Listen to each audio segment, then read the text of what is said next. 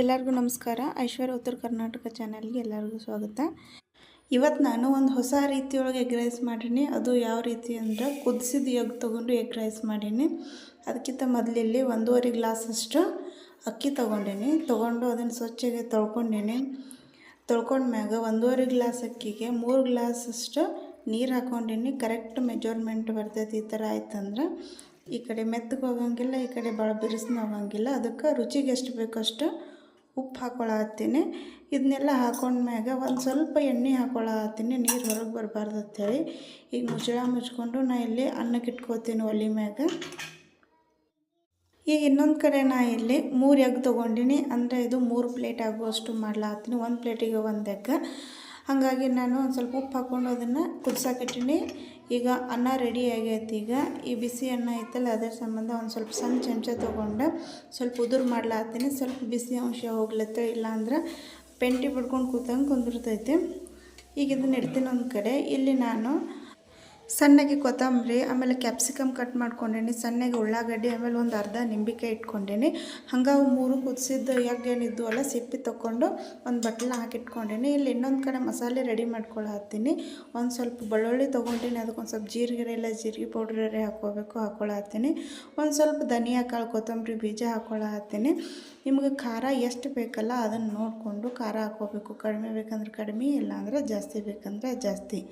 ಇದೆಲ್ಲ ಹಾಕ್ಕೊಂಡ್ಮ್ಯಾಗ ಆಮೇಲೆ ಒಂದು ಸ್ವಲ್ಪ ನಾನಿಲ್ಲಿ ಎಗ್ ಮಸಾಲನ ಆ್ಯಡ್ ಮಾಡ್ಕೊಳತ್ತೀನಿ. ಈಗ ಎಗ್ ರೈಸ್ ಮಾಡತ್ತೀವಲ್ಲ ಅದ್ರ ಸಂಬಂಧ ಎಗ್ ಮಸಾಲೆ ಹಾಕ್ಕೊಳತ್ತೀನಿ. ಇದನ್ನೆಲ್ಲ ಚೆಂದಾಗಿ ಕುಟ್ಕೊಂಡು ಸಣ್ಣಗೆ ಪುಡಿ ಮಾಡ್ಕೋಬೇಕು. ಈಗೇನು ನಿಂಬೆಹಣ್ಣು ಅರ್ಧ ಐತಲ್ಲ ಅದನ್ನು ರಸ ಇದ್ರೊಳಗೆ ಹಿಂಡ್ಕೊಂಡು ನಾನು ಕುಟ್ಲಾತ್ತೀನಿ.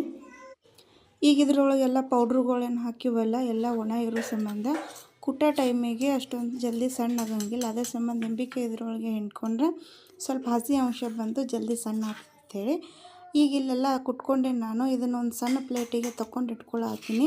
ಇದಿಷ್ಟು ಮಸಾಲೆನೂ ನಾವು ಎಷ್ಟು ಪ್ಲೇಟ್ ಮಾಡ್ಕೋತೀವಲ್ಲ ಅದಷ್ಟು ಪ್ಲೇಟಿಗೆ ನಾನು ಹಾಕ್ಕೊಳತ್ತೀನಿ. ಒಂದು ಕಡೆ ಇಲ್ಲಿ ಎಣ್ಣೆ ಇಟ್ಕೊಂಡೇನಿ, ಅದಕ್ಕೆ ಜೀರಿಗೆ ಮತ್ತು ಸಾಸಿವೆನ ಹಾಕ್ಕೊಂಡೇನಿ. ಸ್ವಲ್ಪ ಕರಿಬೇವು ಹಾಕ್ಕೊಳತ್ತೀನಿ.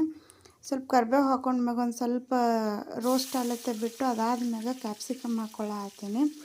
ಕ್ಯಾಪ್ಸಿಕಮ್ ಭಾಳ ಸಣ್ಣಗೆ ಕಟ್ ಮಾಡ್ಕೋಬೇಕು. ಅತಿಯಾಗಿ ದಪ್ಪ ಬಿಟ್ಟರೆ ಹಸಿ ಅಂಶ ಉಳ್ಕೊಂಡ್ಬಿಡ್ತೈತೆ. ಅದು ಡೀಪ್ ರೋಸ್ಟ್ ಆಗಂಗಿಲ್ಲ. ಈಗ ಮಾಡೋ ಟೈಮಿಗೆ ಒಂದು ಸ್ವಲ್ಪ ಅದು ಕರ್ದಂಗೆ ಆದ್ಮ್ಯಾಗ ಈ ಕುಟ್ಟಿದ್ದೇನು ಮಸಾಲೆ, ಕೆಂಪು ಮೆಣಸಿನ ಪುಡಿ ಮಸಾಲೆ ಇತ್ತಲ್ಲ ಅದನ್ನು ಹಾಕ್ಕೊಂಡು ಪೂರ್ತಿ ಅಲ್ಲೇ ಎಣ್ಣೆ ಒಳಗೇ ಸಣ್ಣ ಚಮಚದಲ್ಲೇ ಸ್ಮ್ಯಾಶ್ ಮಾಡ್ಕೊಂಡು ಸಣ್ಣ ಮಾಡ್ಕೊಳತ್ತೀನಿ. ಸ್ವಲ್ಪ ಕರ್ಕೊಂಡ್ಮ್ಯಾಗ ಉಳ್ಳಾಗಡ್ಡಿ ಹಾಕ್ಕೊಂಡು ಮತ್ತು ನಾನು ಅದನ್ನು ಒಗ್ಗರಣೆ ಒಳಗೆ ಕೈಯಾಡಿಸ್ಕೊಳತ್ತೀನಿ ಸ್ವಲ್ಪ ರೋಸ್ಟ್ ಆಗೋ ಥರ.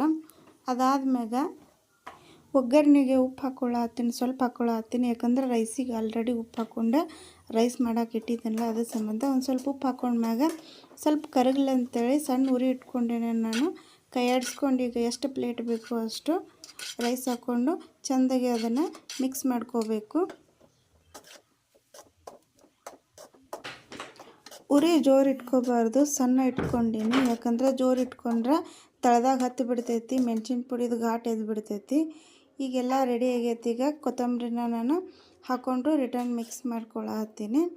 ಈಗ ನೆಕ್ಸ್ಟ್ ಕೊತ್ತಂಬರಿ ಆದ್ಮ್ಯಾಗ ಈಗ ಎಗ್ಗೇನು 3 ಎಗ್ಗೇನು ಕುದಿಸಿನಿಲ್ಲ ಆ ಎಗ್ಗನ್ನ ತೊಗೊಂಡು ಕೊಬ್ಬರಿ ಹೆರ್ಚು ಮನೆ ತೊಗೊಂಡು ಈ ಕೊಬ್ಬರಿ ಹೆರ್ಚು ಮನೆಯಲ್ಲೇ 3 ಎಗ್ಗನ್ನ ನಾನು ಇಲ್ಲಿ ಚೆಂದಾಗೆ ಹೆರ್ಚ್ಕೊಳತ್ತೀನಿ. ಸ್ವಲ್ಪ ದಪ್ಪ ಹೆರ್ಚೋದು ಇದನ್ನೇ ಇಟ್ಕೋಬೇಕು. ಸಣ್ಣ ಆಯ್ತಂದ್ರೆ ಈ ಥರ ಕೊಬ್ಬರಿ ಸಿಲ್ಕ್ ಥರ ಬರೋಂಗಿಲ್ಲ.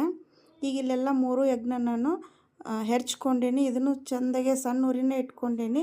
ಚೆಂದಾಗೆ ಮಿಕ್ಸ್ ಮಾಡ್ಕೊಳತ್ತೀನಿ. ಇದೆಲ್ಲ ಚೆಂದಾಗೆ ಮಿಕ್ಸ್ ಮಾಡ್ಕೊಂಡಿದ್ದಾದ್ಮ್ಯಾಗ ನೋಡ್ಬೋದು ಒಂಥರ ಕೊಬ್ಬರಿ ಹೆಸರು ಟೈಪ್ ಕಾಣ್ಲಾತೈತಿ. ಸ್ವಲ್ಪ ರೋಸ್ಟ್ ಮಾಡೋದ್ಮ್ಯಾಗ ಫ್ಲೇವರ್ ಸೇಮ್ ಹೊರಗಿನ ಸೈಡ್ ಹೆಂಗೆ ತಿಂತೇವಲ್ಲ ಸ್ಟಾಲ್ ಒಳಗೆ ಅದೇ ಥರ ಫ್ಲೇವರ್ ಬರ್ತೈತಿ. ವಿಡಿಯೋ ಇಷ್ಟ ಆಯ್ತು ಅಂದರೆ ಲೈಕ್ ಮಾಡೋದು ಮರಿಬೇಡ್ರಿ. ಇವಾಗ ನಮ್ಮ ಎಗ್ ರೈಸ್ ರೆಡಿ ಆಗೈತಿ. ಇಲ್ಲಿ ನೋಡ್ಬೋದು ನಾನು ಒಂದು ಸ್ವಲ್ಪ ಹೊಸ ಟೈಪ್ ಒಳಗೆ ಮಾಡೀನಿ.